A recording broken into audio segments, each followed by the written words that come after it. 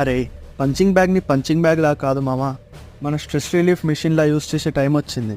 ఇక స్టార్ట్ చేద్దామా? మన హీరో ఇప్పో ఒక చిన్న స్కూల్ స్టూడెంట్, చాలా కామ్ అండ్ సింపుల్ పర్సన్. వీడు క్లాస్లో చాలా సైలెంట్గా ఉంటాడు. సో వీడిని చాలామంది బుల్లింగ్ చేస్తూ ఉంటారు.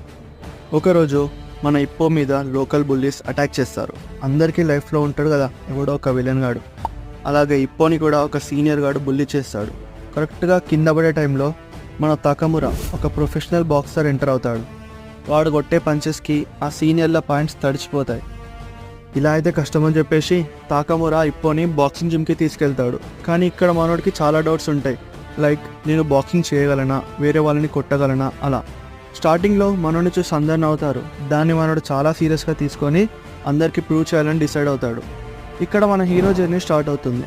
ఒక ఇంట్రోవర్ట్ నుండి ఒక ప్రొఫెషనల్ బాక్సర్ దాకా వెళ్తాడు. స్టార్టింగ్లో పంచెస్ మిస్ అవుతుంటాయి.